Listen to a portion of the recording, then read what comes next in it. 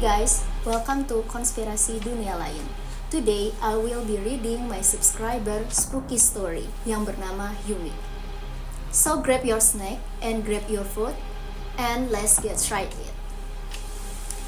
Cerita ini datang dari seorang perempuan yang jatuh hati pada lelaki yang mahir bermain musik biola. Membuatnya harus belajar main biola demi menarik perhatian sang pujaan hati. Saat itu, Yumi yang masih SMA sedang kasmaran. Sudah lama dia menyukai seorang kakak kelas laki-laki di sekolahnya yang mahir bermain alat musik biola. Yumi sangat terkesan dengan keahliannya.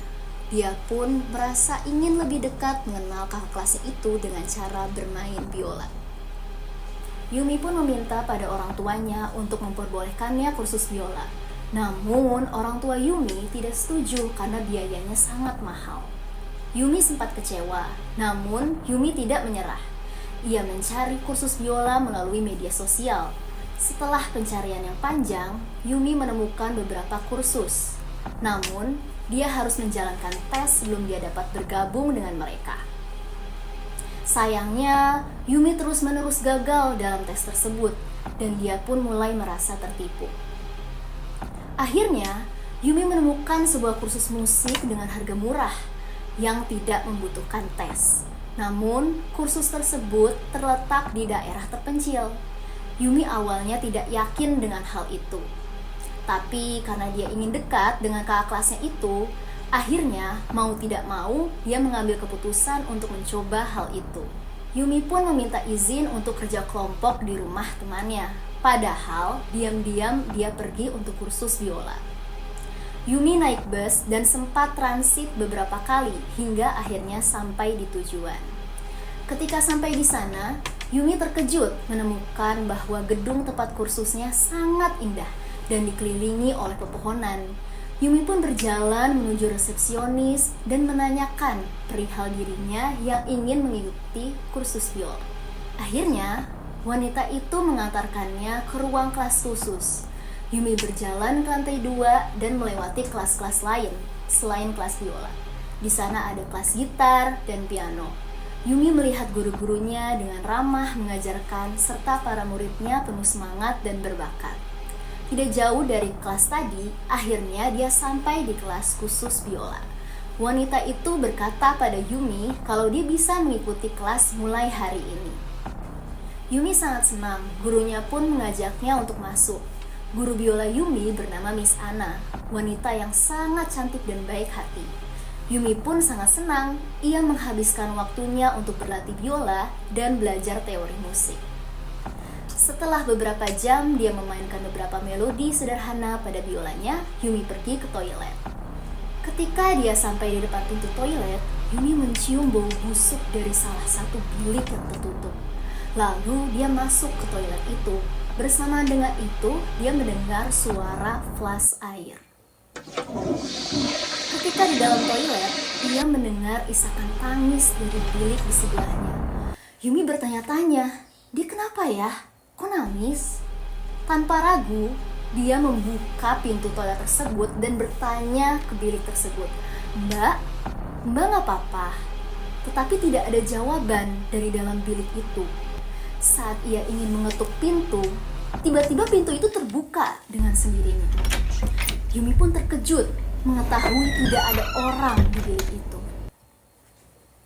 Sontak, Yumi berlari dan meninggalkan toilet tersebut. Ketika Yumi membuka pintu kelasnya, seluruh orang di kelas itu menatapnya dan tersenyum menyeringai. Yumi pun merasa merinding di sekujur tubuhnya. Dia berjalan mundur, berlari menuruni tangga, dan tidak sengaja ia menabrak Miss Anna. Miss Anna pun langsung menanyakan apakah Yumi baik-baik saja. Yumi pun merasa lega karena ia berhasil bertemu Miss Anna. Akhirnya, Yumi kembali ke kelasnya bersama dengan Miss Anna. Miss Anna pun mengajarkan Yumi dengan penuh kesabaran. Cara mengajar Miss Anna membuat Yumi merasa ia mahir dengan cepat. Saat sedang asik bermain biola, Yumi sadar kalau ia sudah menghabiskan waktu lama di tempat kursus tersebut. Yumi pun hendak pamit pulang, Namun, Miss Anna mengatakan kalau ia ingin mengajarkan Yumi satu lagu lagi. Akhirnya, Yumi menurut. Namun, ada hal yang membuat Yumi terkejut. Ia menengok ke arah jendela, tidak tampak ada bayangan Miss Anna. Yumi pun menelan ludahnya. Dengan tangan gemetar, ia mengeluarkan ponselnya dan mencoba untuk memotret Miss Anna. Betapa terkejutnya Yumi ketika Miss Anna tidak tertangkap oleh kamera di ponselnya. Napas Yumi terasa tercekat. Perlahan ia membereskan barang-barangnya. Tiba-tiba, Miss Anna bertanya kenapa Yumi tampak bersiap pulang. Yumi pun beralasan kalau hari sudah malam dan ia harus pulang. Tiba-tiba, Miss Anna menyeringai. Udah malam atau udah tahu? Rasa takut Yumi tak bisa dibendung lagi. Ia berteriak dengan keras, berlari ke lantai dasar dan membuka pintu keluar yang berada di dekat resepsionis. Sayangnya, pintu tersebut terkunci. Saat Yumi menoleh ke belakang, dia melihat satu persatu murid dan guru itu menuruni tangga. Miss Anna berubah menjadi sosok yang sangat mengerikan. Wajahnya berubah menjadi setengah kera seperti genderuwo. Sementara murid yang berada di belakangnya berwajah pucat.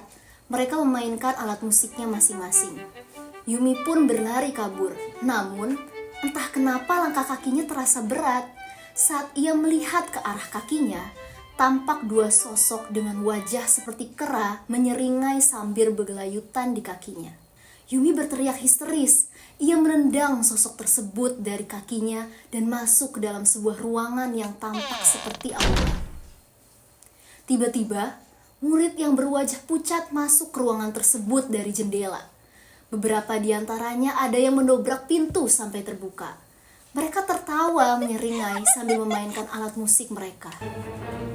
Kaki Yumi sudah lemas. Ia jatuh terduduk sambil menangis ketakutan. Miss Anna yang sudah berwujud genderuwo datang menghampiri Yumi. Darah segar menetes dari sisi mulutnya.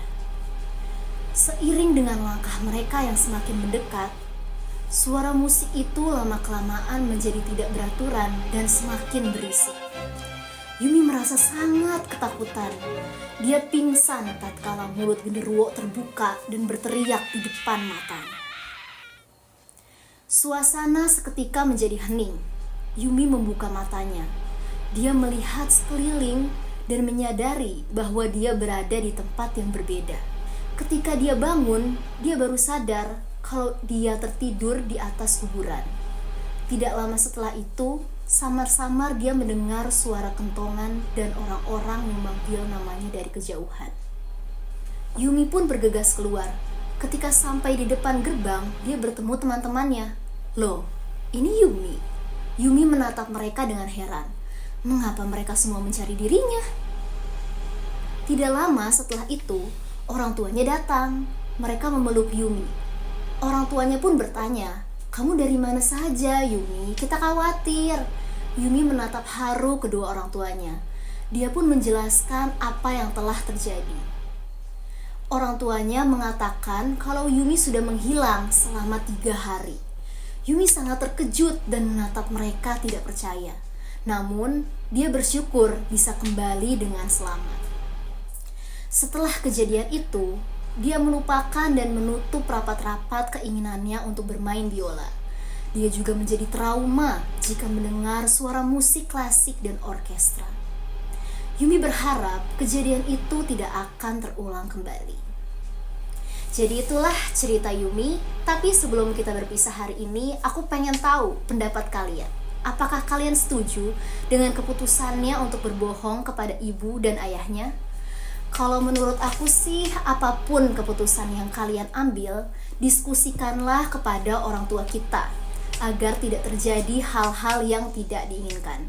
Jangan lupa like, comment, and please subscribe. Bye everybody.